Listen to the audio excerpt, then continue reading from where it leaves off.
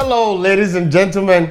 You're welcome to HCN, Heroes Cable Network.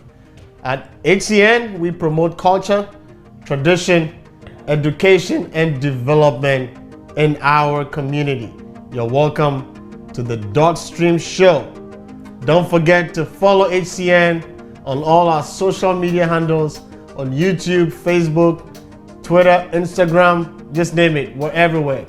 If you ever feel the need to reach out to us via email, heroescablenetwork@gmail.com, one word, or by phone, 214-997-3383.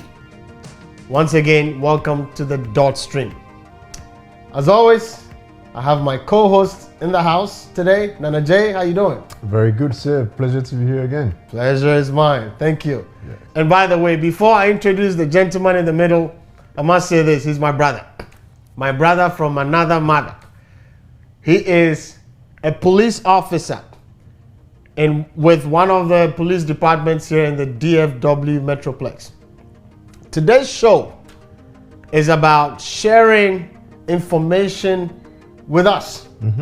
Me, you, and viewers at home and listening all across the globe. Yes. Nuggets, ideas, suggestions that can help you. The goal is in preventing fatal outcomes when dealing with police officers. And I must repeat, fatal outcomes when dealing with police officers. Who best to talk about that subject than somebody who is actually in the field, right? And let me just provide this context. We're all very much aware of what's been going on with George Floyd, Yes. right? And the protests that has erupted all across the country. As a matter of fact, all across the globe. Yeah. Justifiably so. People have the right to protest and demand and ask for change and improvement in our lives. But at the same time, also, we do realize that it goes hand in hand. Yeah. The responsibility. We have civil duties as civilians, and the police also have responsibilities. And while we're having all these conversations about how to have better police use of force policies, and we appreciate all the community leaders out there who are engaging with lawmakers at various levels, federal, state, county, city levels, right? Making sure that these policies are reviewed and changes that, much needed changes are implemented. But on this show today, our focus is on the role of you and I. What can you do? What can I do to make sure that we are safe? This is not a black or white matter. No. This is not a race issue. Absolutely this is just anybody watching and listening from anywhere. You could hear and listen to some of the suggestions that our honorable guest, special guest, will share with you today that can help you in one way or the other. Yes. And let's not forget that he is going to share his opinions, his ideas, his strategies, and everything strictly based on his personal, grounds. He's not representing, the department where he works within DFW. We need Absolutely. to let that clear out. That's a disclaimer. We want to make sure that's very clear. He's here today in his individual capacity as a member of the Ghanaian community in the DFW Metroplex. Yes. He's not here in an official capacity representing any specific police department. Yes. But we must say on authority, he is a police officer. And so he's a subject matter expert speaking to some of these issues. Yeah. So welcome to the show, my brother, Daniel Adobwe. Thank you. Thanks for having me. How you doing? I'm good. Feeling good? Oh yeah. Nice. It feels good to sit next to you. Please. I'm great to be protected, man. great to be here with you too. Fine gentlemen. Oh, Thank you. You know what? Let's begin, and I'm going to begin by sharing a personal story. Okay. This was my first ever interaction with police officers here in the United States. When I first got here, I came from Ghana. As you're all aware, we all know, growing up and working in Accra and working in the Central Business District, as some of the risk and, associated with that. So I went for a job. Okay, that was my first part-time job that I got. I needed some money. So when I got to the parking lot, I found a lot of cars parked there. There's a lot of cars. So the first thing that came to mind was obviously my Ghanaian mentality. In Accra, Agbogboshi, when you park your car with a lot of people, guess where you hide your personal belongings? You don't keep it in your glove compartment. You don't keep it where it's easy for somebody. You hide it. Probably under the seat. Your wallet. Yeah. Right? So what I did was at work, before I left the car, I took my wallet because I had money and my ID and all of those things in it. I hid it under my seat, my car seat. That's what I did. And then I went to work. After work, I closed, came back to my car. You know, you're always worried about someone breaking into your car because that's what happens. You know, in Accra, you go to Central, you know, the Central Market, Kantamanto, Tema Station, look, they will break into your car, right? Yeah. So that's, you know, that's the psychology behind me hiding that in there. So on my drive back home, I get wheel. That was the first time a police officer. We've always watched those things on There's TV. a sound of you know, wheel, and then I was like, oh my God, what's going on? So I pulled over. I didn't even know if I had to pull over. I didn't know exactly what to do. So I kept going.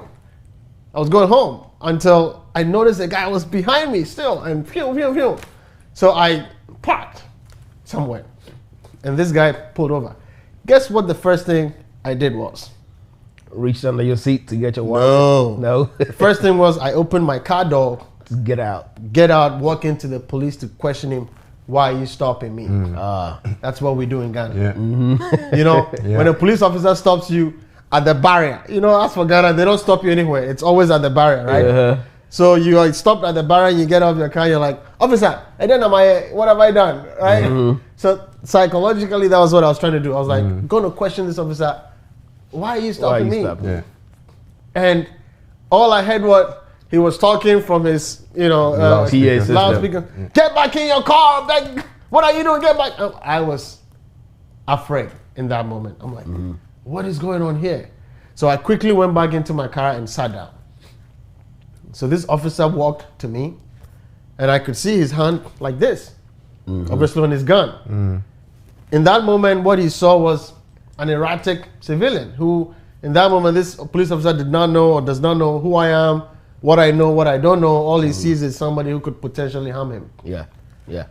So he approached me and asked me for my driver's license and insurance. Guess where my driver's license and insurance is? Under your seat. It's in my wallet. And where was my wallet? Under your seat. Under my seat. I said nothing. All I did was I was going like this. You're reaching for my wallet. And this police officer pulled his gun on me. Wow. What are you doing? Let me see your 2 hands. In that moment, I was like this. And I was crying. I was overwhelmed with what was going on. I thought I was going to die in that moment. And I was yelling and shouting. In that moment, you know, I was probably lucky in that moment because the police officer picked on my accent and realized that, oh, okay, this guy is not from here. So it got him calmed down and asked me, where are you from? And then I told him, oh, I just relocated from Ghana. And this is a funny story. We're here today in Texas, but he told me at that time, this happened in the state of Kentucky. He told me at that time that his sister is married to somebody from Ghana. Wow. And that's how he got it. That's how he dropped his guards, and he actually engaged me in a conversation. He said, young man, let me tell you this. If you ever have to deal with police officers, make sure your 2 hands are always visible.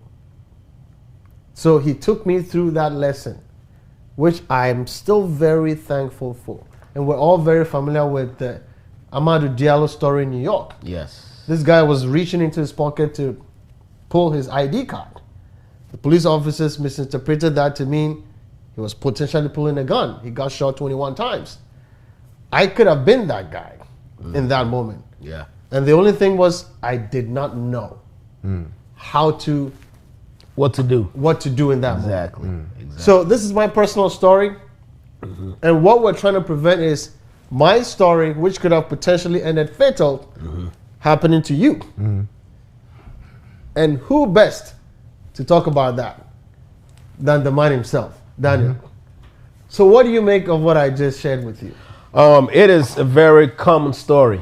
You know, unfortunately, when you go to take a driving test, they give you a big book that you have to study for, and you go take this test. You take the written test, and then you do the road test. Nowhere in there did they tell you this is what you do when you are pulled over by the police, right? There's nowhere. Never read that anywhere. I did get my license, but I didn't know. You didn't know that, you know, because it's not in the curriculum, right? It's not in the study material they give you, right? So I think that is hindsight. Maybe it should be in there, right? But a lot of people don't know. You know, a lot of people don't know until their very first encounter, which in your situation could have been a very bad experience, Right. You know, so yeah, that's. You know what? I think you make a very, very valid point. To all our community activists out there and our policymakers, I think we need to make this a part of the driving licensing curriculum. Yes. Right. Any first-time driver in this country should at least know what to expect, what to do, what not to do when dealing with police officers. But, you know, thank you for that. That's why you're here on the show. But let's take it a step further and just look at the larger issues going on in the community today. Okay. You know, there's some people, members of our community, predominantly African Americans, that as a proportion lose their lives when interacting with the police officers. And our goal here is to try to save our lives. So as a general take on all of that, what can we do? What should we do? What should we not be doing when we ever deal with the police? And by the way, when dealing with the police is not only when you get stopped in traffic. It could be somebody calling 911 and say, hey, I've seen something here. You could have a domestic issue. Yes. Right? Yes. Or anyway. Anything. But what should we be doing?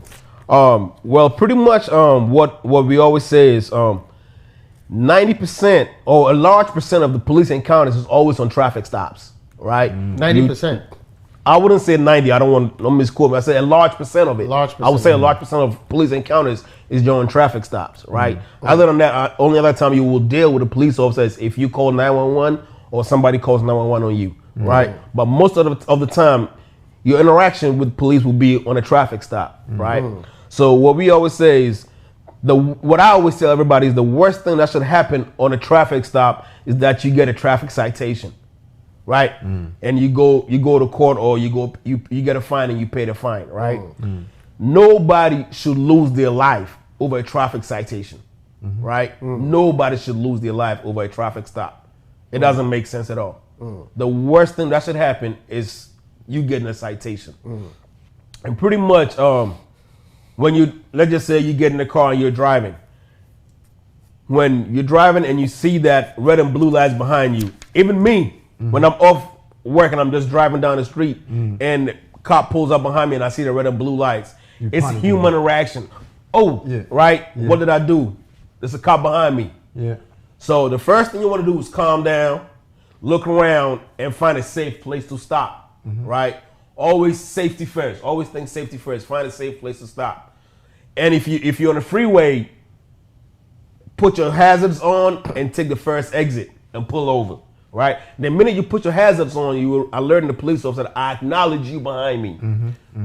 Now I'm going to pull over. So you know what? I think that you've shared some very, very important information. And I want to just take time for our listeners to digest it.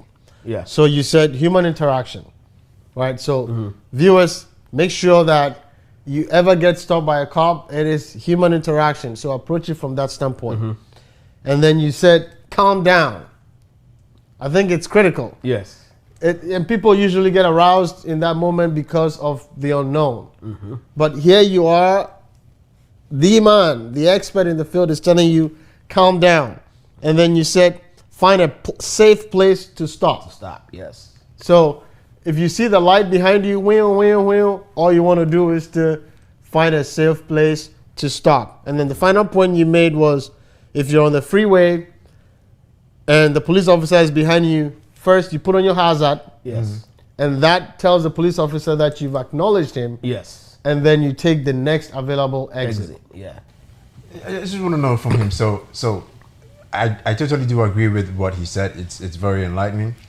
Now this is what happens. Most people, the very moment they see or hear the siren or the red and blue lights behind them, they will start panicking for several reasons. One, maybe they might be driving without a license or without a valid insurance.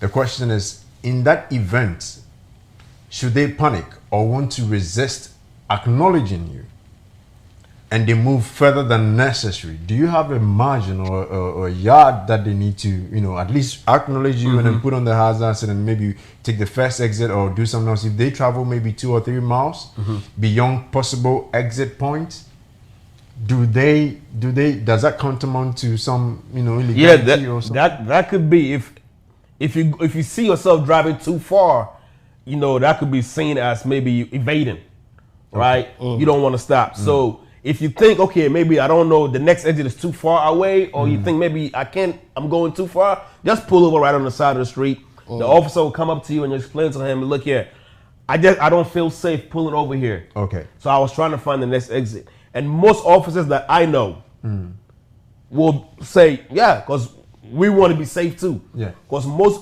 police officers that get killed in the line of duty, a lot of them is doing traffic stops on the side of freeways.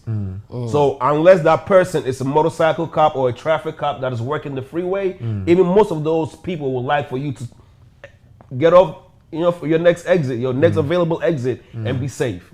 They want you to be safe because as a police officer, the minute I stop you, your safety and my safety depends on me, right? Your safety is in my hand. If anything happens to you on that side of the road, it is my responsibility. Okay. Right. So yeah, I want to make sure you're safe.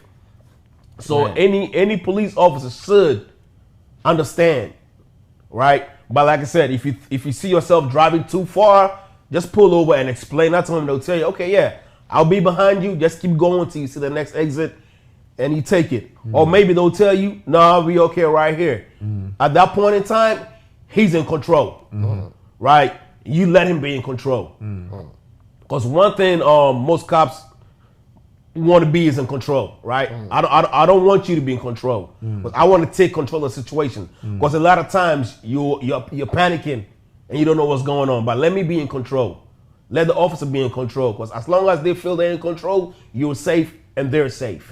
So safety is paramount. This is, ladies, I'm just so happy that you've taken the time to come and share this very, very valuable information with us. And I want to make sure that you don't miss anything, because I know that it's a lot of information that's been put out there.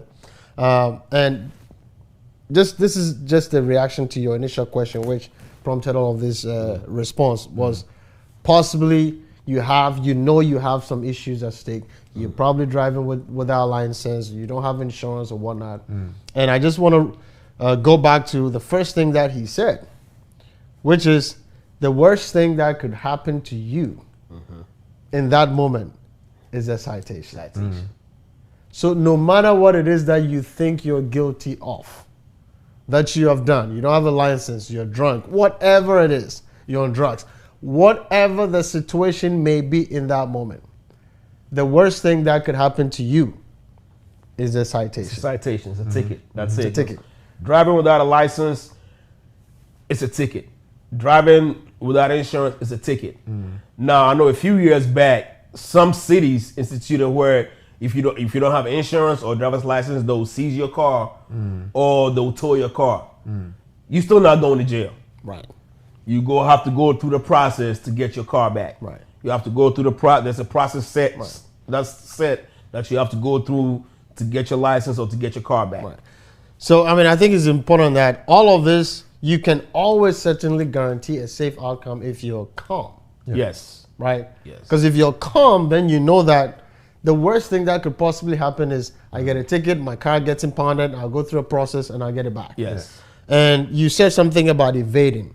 And I think that was a very good question and a very good explanation. If you're on a freeway and the police is going off behind you and you don't see the closest exit, if you keep going, the police officer might think you're evading. Might, yes. So, and then you said you can pull over right? And then him come and talk to you, and you tell him, hey, officer, I was looking for the next closest exit, and most likely, as you said, most officers will say, okay, yeah, let's go on. But if the officer thinks where you guys are is safe, let him be in control. And those were your words. And I am very, very, very glad that you're sharing these very, very, very important information with our viewers. What do you think?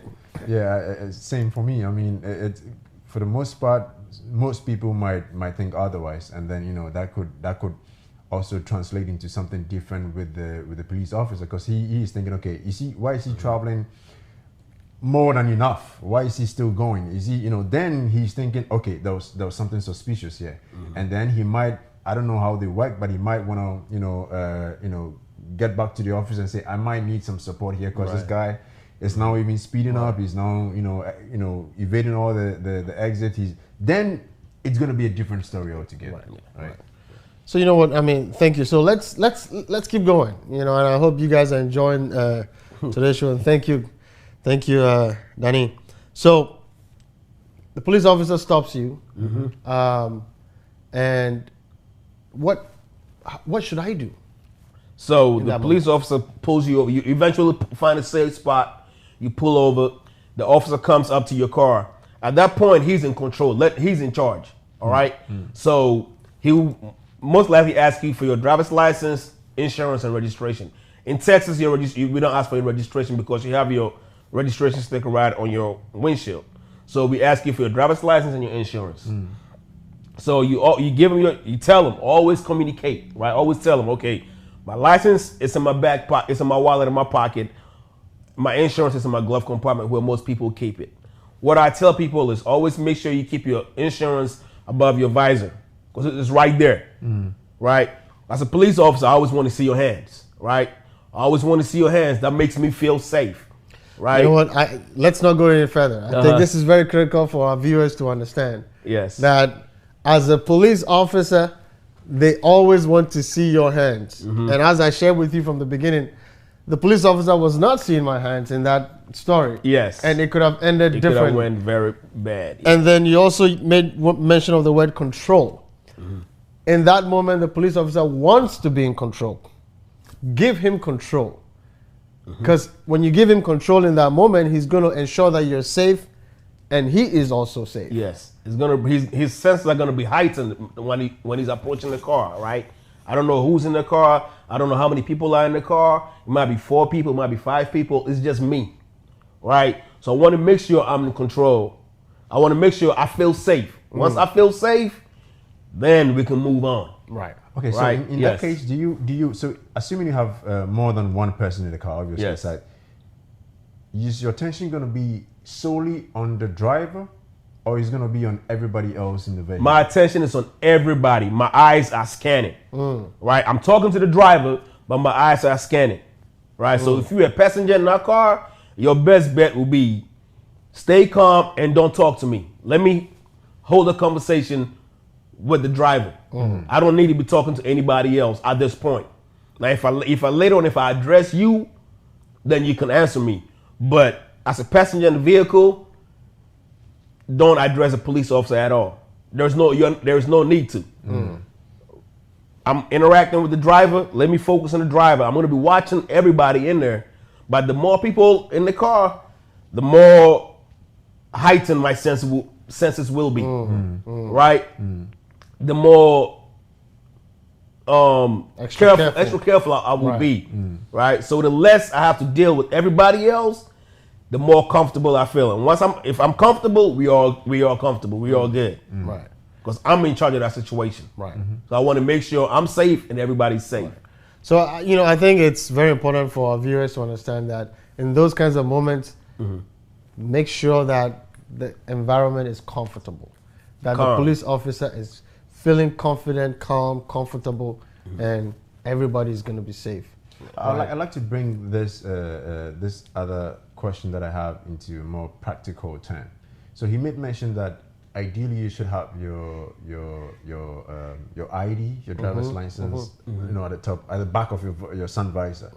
For the most part, in most states in this country, they still have the state ID serves as their driver's as the driver's license, like yes. Texas, for instance.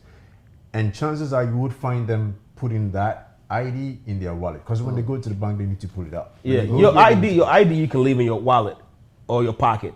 Your insurance is what I say. You need to keep your insurance above your visor. A lot of people want to leave it in their glove compartment, and you're always reaching for it, right? So if you leave it on your visor, it's right there. The officer comes up to you.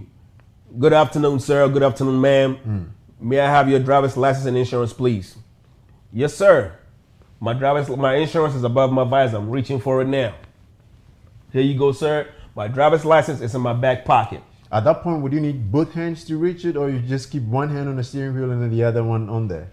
Whatever you feel comfortable with. As long as he can see your hands, he's okay. But as long as you're communicating that with him, he's more comfortable. Okay. My insurance is above my visor. I'm reaching for it now. Is that okay? Go ahead. You go ahead and you get it out and you hand it to him. My license is in my back. In my case, if I'm not at work, I'll tell you my license is in my back pocket. I am an off-duty police officer. I have my gun and my badge on my waist. Can I go ahead and reach for my license in my back pocket? And they will tell you yes or no. Right? Whatever they tell you to do, you do it at that point. Right? Because I'm extra careful because I know I have a gun on me at all times. Right? So I'm going to tell you.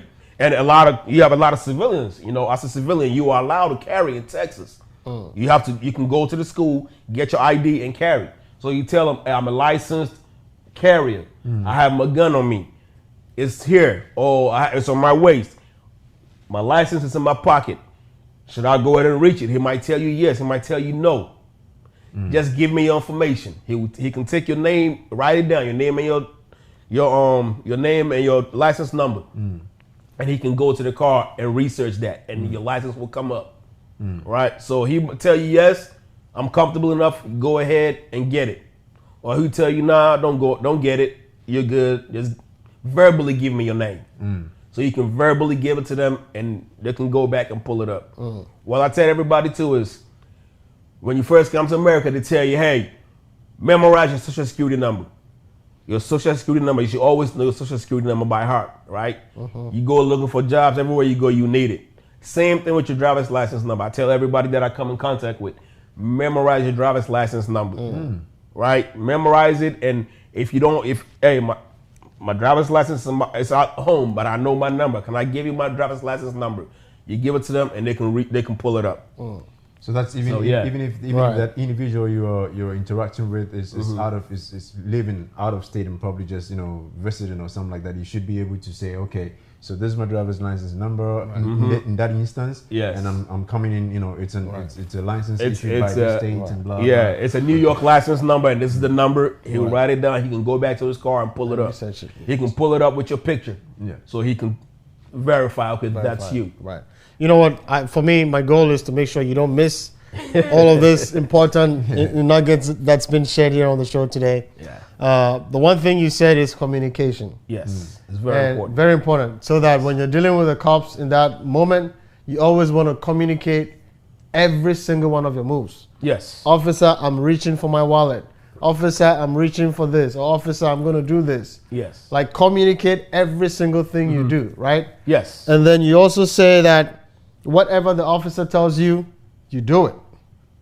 At that point in time, he's in control. There you go. Whether you feel he's right or wrong, right there on the traffic stop is nowhere to argue, right? Because I'm going to tell you 9 times out of 10, you're going to lose that argument on the side of the road, right? Now, where you can fight and have a good chance of winning that argument is in court, right? On the side of the road right there, you will lose that argument. So what I tell you is don't argue with a police officer. If they tell you were doing 90 and you're like, I know I wasn't doing 90. Officer, with all due respect, I wasn't going that fast. Or I didn't know I was going that fast. Or I don't think I was going that fast. If he says, well, you were going that fast. Sir, yes, sir. Let him go write you the ticket. You take it and you set it for court. Right? They give you so many days that you have to set it up for court, and they'll tell you, hey, come to court on this day.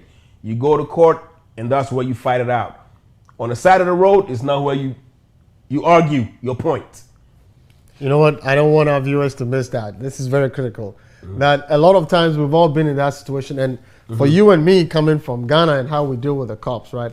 It's a very, very different terrain here. Yes. Guess where you argue your case out in Ghana? On the street, right on the side of the road. Right there. Right on the side of the road. Yes. Officer, what have I done? No, I'm not. You know. What's my fine? You can even pay right there on the side of the street. Exactly. You know, right? This is coded language. You know, you pay your ticket right there on the side of the road. But here it's a completely different terrain. Yes. And I want to make sure you don't miss this point. He says you're not going to win the argument on the side of the road. Yes. Your best bet and place for you to win that argument is in court. It's in court, yes. And do not forget, if the police officer is wrong in that moment with whatever it is that he thinks he may have seen you do, you're driving 120 when you're only driving 60. Just politely say, officer, I thought I was doing 60. And if he says, no, you're doing 120, say, yes, sir. Those are your words. Yes. And I think it's critical that this depiction is set in our minds so that don't argue with a police officer. Argue your case in court. Yeah. And you will come out safe. Yeah. And like I always say, police officers are humans too, right? So they make mistakes, right? But arguing on the side of the road, you're not going to win that. The officer could be totally wrong.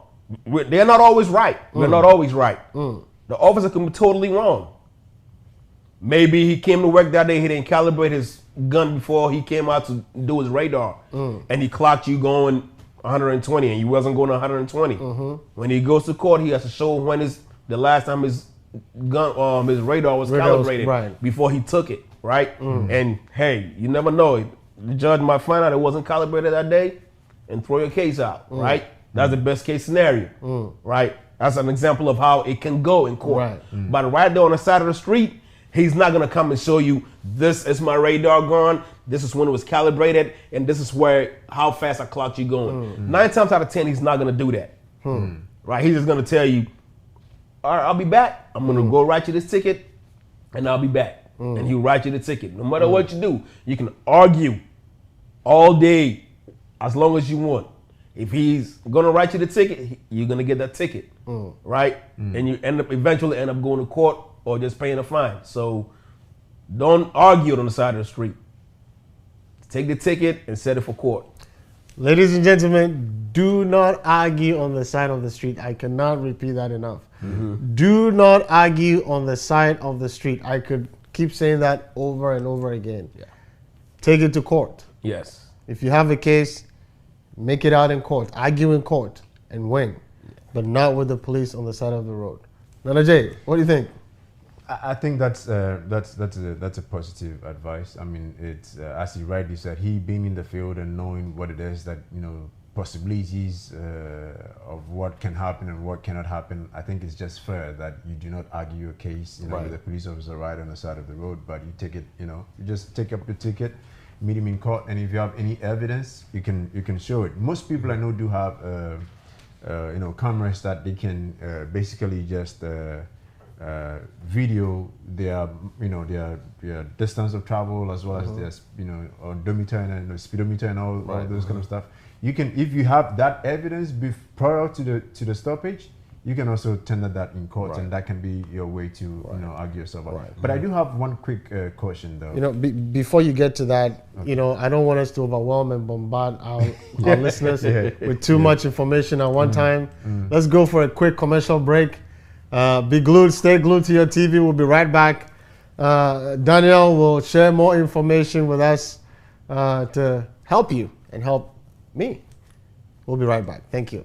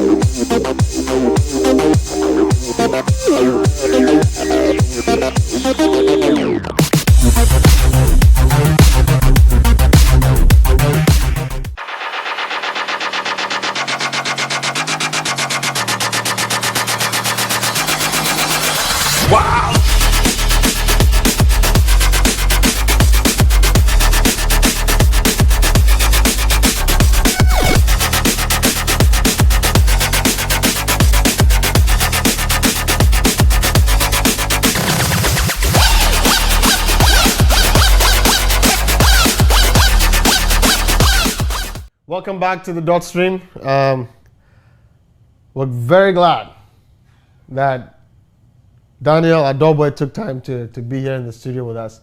And then Ajay, just before we went on the break, you were just about to ask him a question. Yeah, so it's a question that really reflects what happens the very moment you are start.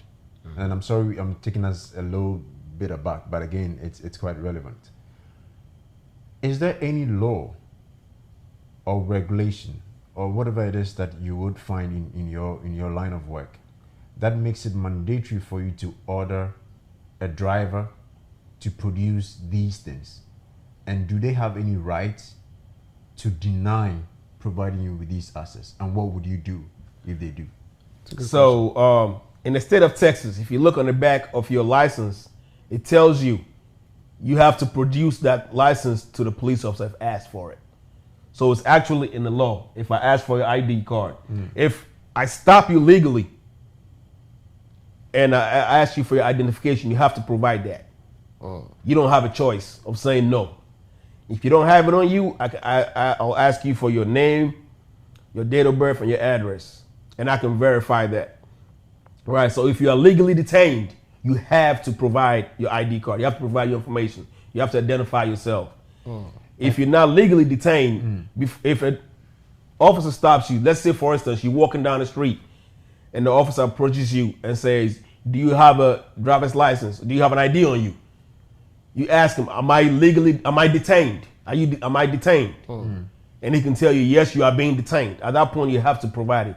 If he says, no, you're not being detained, you say, well, I'm not going to talk to you. I don't want to deal with you. And you can keep going. But if he tells you that, yes, you are detained, you are not. That means you are not free to go. That means he has reasonable suspicion or he has reasonable doubt. But the least is reasonable suspicion. All he needs is reasonable suspicion. Right? So he has reasonable suspicion to stop you, to detain you. So at that point, when he's asking for your ID or for your identification, you have to provide it. So in the context of driving, so let's say there's a speed limit, 50 miles per hour. I'm going 45 miles per hour. Yes. I don't think I've done anything. I don't think I've done any unnecessary, overtaking whatsoever, whatever it is. Yes. My lights, everything are on. And then I have a siren back, just winding behind you. Yes. I stop. You come in. You order me to do this. Must I? Is it legal for me? Is it mandatory, so to speak, for me to produce it?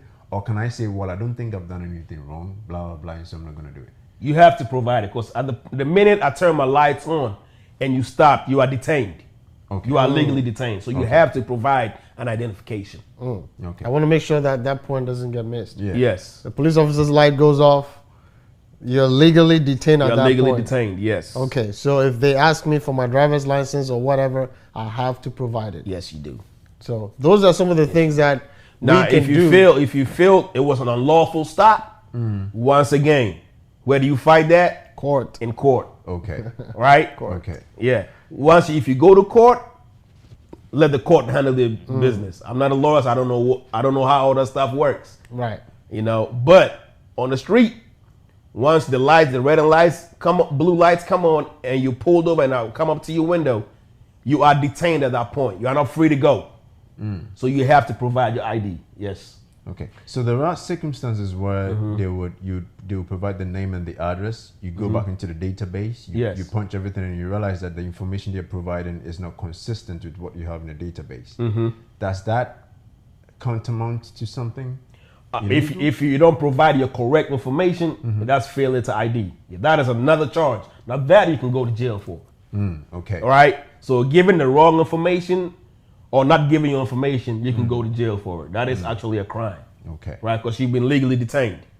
Right? So when you're detained, just go ahead and give the right information. Give them, if you have your ID on you, you give it to them. If you don't have it on you, you give them your right first name, your last name, and you might want to spell it for them. A lot of us Africans, our names are, you don't spell them the same way you pronounce them. Right? So you want to spell it. So they will know. They will tell you, ask you for your first name. You tell them, my first name is Daniel, and you spell it. My last name is Attaboy, and then you spell it. And then you can either give them your middle name. If it's a common last name, make sure you give them your middle name and your date of birth. A funny story. I was in the military some time ago, and my roommate, was a Ghanaian guy. He lives in D.C. now, and I live in Texas. Last year, I got a letter in the mail saying, "Hey, you're being sued for a traffic accident." Right? Ooh. And on the name, it said I was driving the car that belonged to this roommate of mine that lives in D.C. That has not lived in Texas in over 10 years. Right? Somebody else that lives in Arlington has the same first name, last name, and middle name as him. Wow. Oh, wow. Yes. Wow. Only thing that was different was the social security number and the date of birth. Wow. And even with that, they were born in the same year. Oh, what a coincidence. And Wow. and I'm like, are you serious? I was never in a car accident. I've never driven this car. I've never owned a car, that particular type of car. Right. And my ex-roommate never owned that particular type of car. So even though it was a false accusation, we still had to go through the process, get a lawyer, go and have the lawyer file. And I think it was just last month that I got a letter from the lawyer saying the case has been dismissed, has been thrown out. Oh. So you want to make sure you give them the right information. Spell it for them if you have to.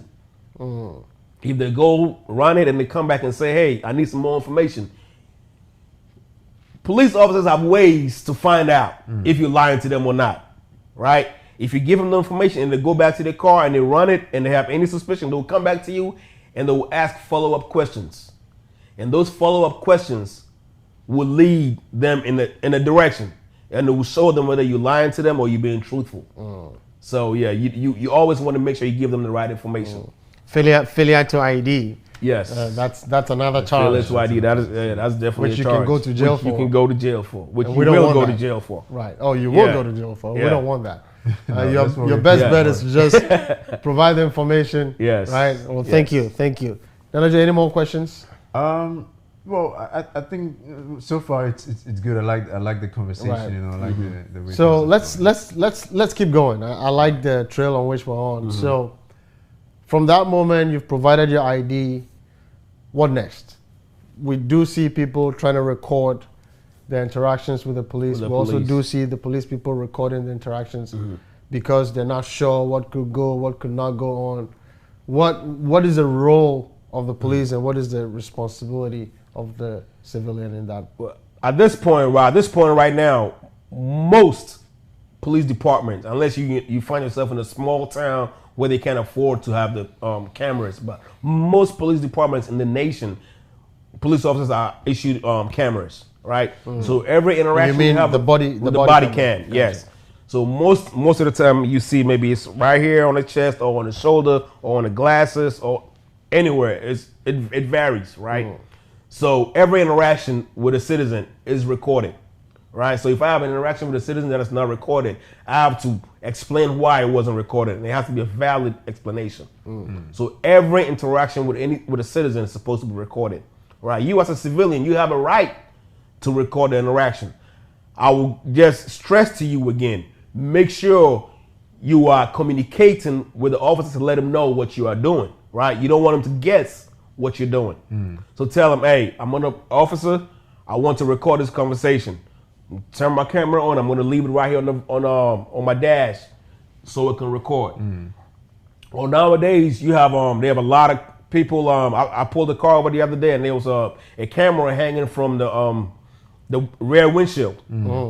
They have it's a small camera that was just hanging from the rear windshield. A lot of people buy that now and just have it. And every time they get pulled over, it records. Now, I heard the other day there was a program on Siri. You can tell Siri, "Hey Siri, I'm getting pulled over." And automatically Siri will start recording the conversation. Right? Or it'll automatically call.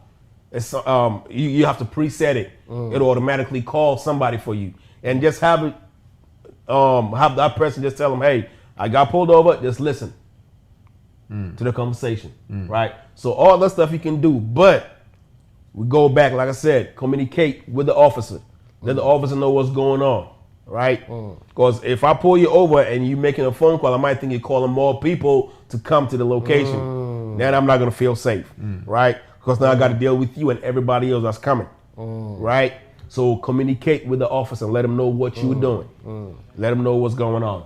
So one thing that strikes me most is that example of having more than one person in the vehicle when you're stopped. Now, if a passenger would want to record the interaction with the driver and yourself as a police officer, Yes. do they need to tell you that, hey, officer, I'm gonna do this recording, blah blah? Does that communication still have to be established, or they can just go ahead and do everything? Because I would, because every movement that the passenger is making is taking my eye off of the driver and putting it on the passenger. Now my attention is being divided, right? So I could say the minute the light comes on, you as a driver, if you want to record it, you can tell the passenger, hey, get your phone out and start recording. They can have their hands up with holding the phone like this and record it before the officer even comes to the window. Okay. Right? So you can do that. In that moment, your two hands are visible. Your two hands are visible, and you're holding onto the camera and you're recording, right? So the officer knows what's going on, right? And you have the right to record. You have the right to record. So, yeah. But That's what I do. They cannot interrupt your conversation or communication with the driver. They shouldn't, yes. Okay. They shouldn't. They can, but then that'll be putting you and everybody else in the car, in danger, because now the officer's having to dividing his attention. Right. So what I would say is, if I'm driving and I'm in the car, we get pulled over. Hey, don't nobody talk. Let me handle this. Right. Hey, I want you to record. Pull your camera out and start recording before the officer even gets to the window. The minute the officer gets to the window, you can start talking. You have that conversation with them. Everybody knows what's going on. Right. Nobody's talking to the officer but me, because I'm in carrying control of the vehicle. Right. So I'm the only one the officer has to talk to. Right. How is it even possible that in this event and in this instance we are looking at one person to one person, one driver potentially with other passengers, and then one police officer? How is it even possible that sometimes you would have one driver with 5 or 6 police officers behind him? Sometimes you might have a police officer that when you're in a car, you ride by yourself. So maybe you have a partner that you always go on calls with or work with, right? So you in your car and he's in this car.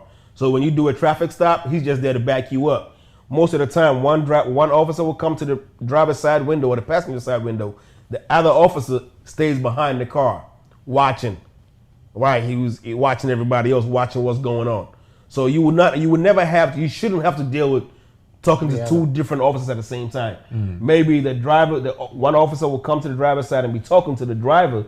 The other officer will be back by the passenger window talking to the passengers or whatever. But there shouldn't be a reason why you, the driver, should be talking to 2 different police officers at the same time. Okay, but at a stop, you can find, so there could be, as you said, there could be partners riding in the same vehicle, or on 2 but different then cars. on 2 different cars. Yeah. Sometimes 3 different cars. Why should that be the case? What must be the suspicion, or what might have ensued between the first police officer and the driver that would necessitate additional, support? When the police officer makes a stop, most of the time, this is it's not an unwritten rule. When you see an officer on a traffic stop, you pull over to make sure he's okay.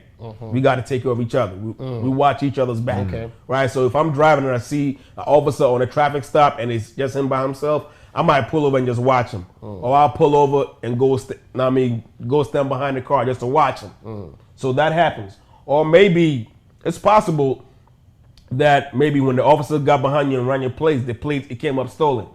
If I run your plates and it shows up stolen, 9 times out of 10, I'm not going to stop you by myself.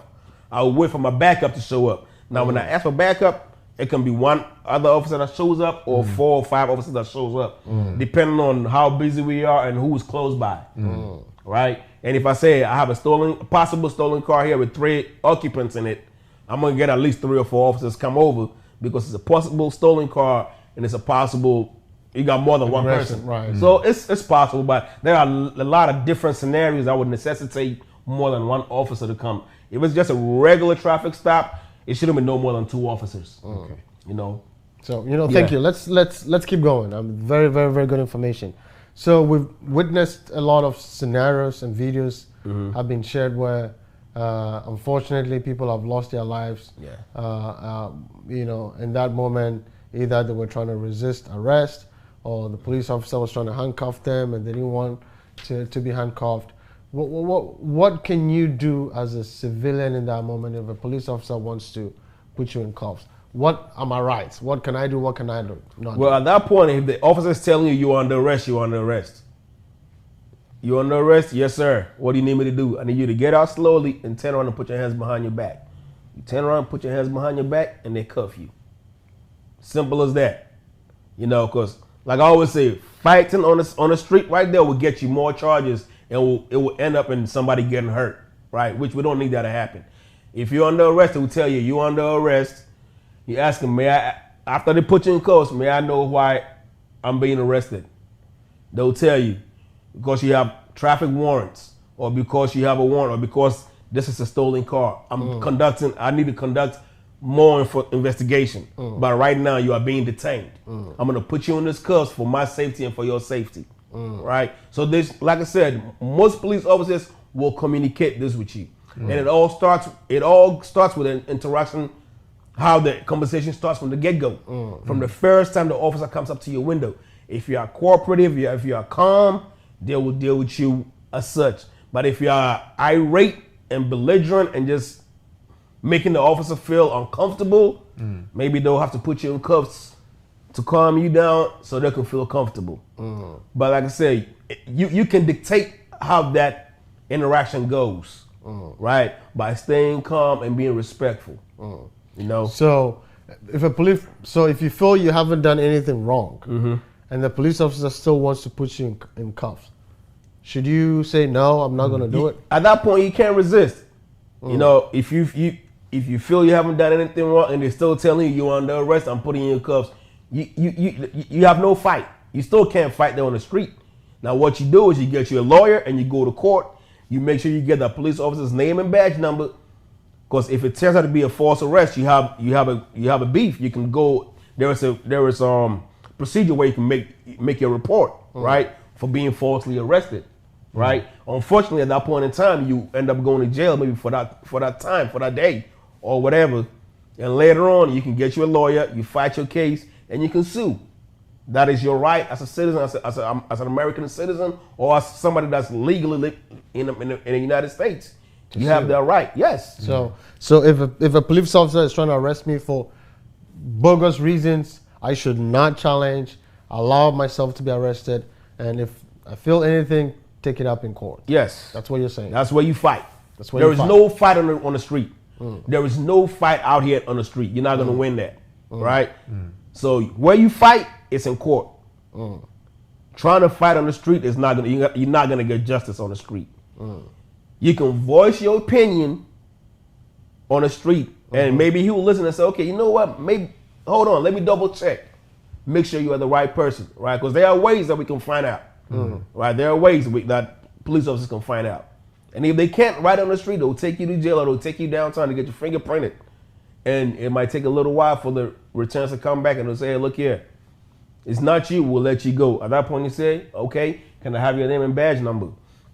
Now, we all remember the Sandra Bland case, right? Because of that, there was a new law that came out, the Sandra Bland Act, right? With every interaction that you have with a police officer, the police officer has to give you their name, their badge number, the department they work for, and the phone number or contact number to somewhere where they can make a complaint or give you a compliment. So hold on. Let me just make sure that I don't miss that. If I am dealing with the police officer, yes, and I ask him for his name, badge number, his department, and a telephone number to a complaint center, he should be able to provide that to me. Yes, and that is called the Sandra Bland Act. Sandra Bland Act. Yes. And failure to do that?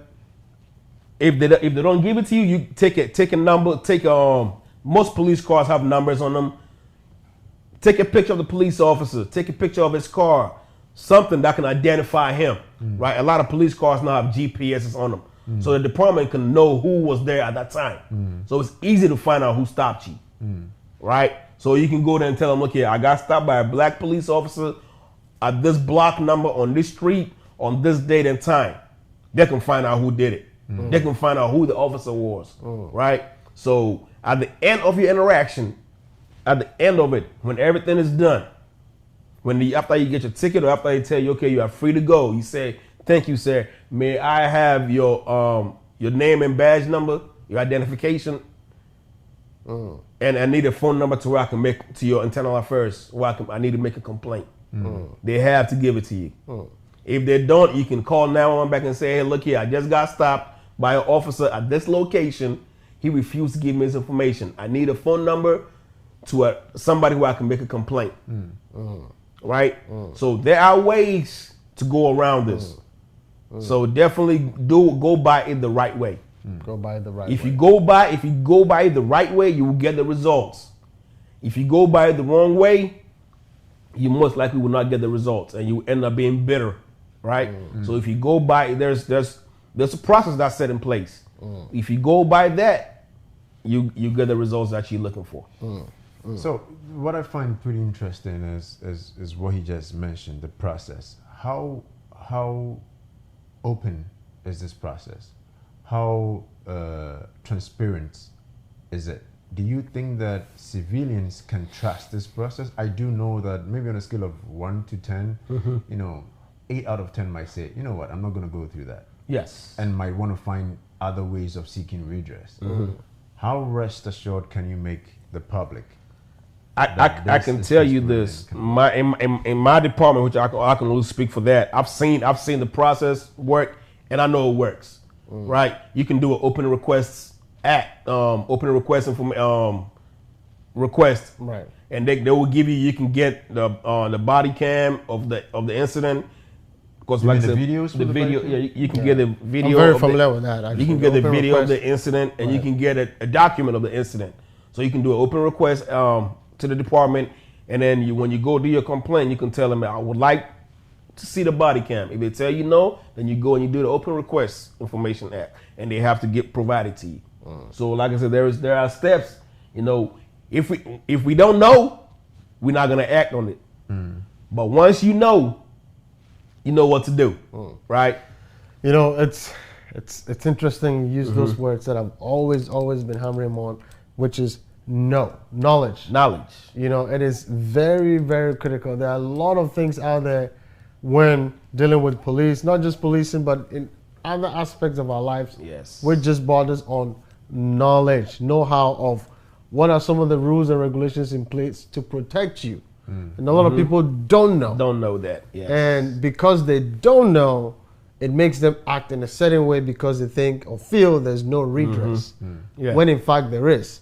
So that's why we brought Capitano on the show to educate us, on some of these issues that will benefit you and us. Yes. And I have learned a lot today about how to handle myself when dealing with the police. I don't know about you. What have you learned? I mean, a lot. I mean, if you look at what I knew before this program and what I know now, those are huge difference. Yeah. For the most part, as I said, to most of our African and even African American, brothers and sisters out there, our socialization makes us want to question so many stuff. Why this? Why that? Why this? And unfortunately, we happen to bring in the socialization even when we are meeting people in the security, fraternity or whatever it is. But if we can understand that it pays to communicate, if we can understand that it pays to kind of like be in the same line of agreement and understanding with the police officer, life becomes pretty simple and easy. Right. I do know that just like it is for every other country, the legal system is not as fast as you would want things to be. So just as he's saying that, if you need to seek redress, either you do this or you do that, it will take time. So even if you are guilty today, does not necessarily mean that if you put all the pieces of evidence that you have together, and it does sound and look like you are innocent, you're not going to get your innocence given. There's a very popular saying about the wheels of justice grinds very slowly. Unfortunately, that's what it is. Justice is not oftentimes swift. Yes. But it is what it is. And your best bet is to follow that versus fighting by the roadside. And I just want to say thank you so much. I have learned a lot, and I want to make sure you don't miss out. I have learned today that dealing with police officers is just like any human interaction. Yes. Stay calm, be polite, communicate every single one of your actions and steps with the police. If you're stopped, officer, I'm doing this, communicate. Let your two hands be visible. If at any point in time the police officer decides to arrest you, do not resist. Yes. If they ask for your identification, you are required to provide it. Do not resist. And if they tell you to do anything, just do it. And do not fight on the side of the road. The best place for you and I to fight is in court. Court of law. In the court of law. And you are entitled as a citizen under the Sandra Bland Act to ask the police officer for his name, his badge number, the telephone number to his Internal Affairs Department, and lodge a complaint. And if they ask for ID and you fail to provide it, that becomes a failure to ID violation, which could end you up in jail. Yes. So these are very, very, very important things that we have learned today. And I'm glad. I'm glad that I know these things today. I wish I knew them then when I first interacted with police officers.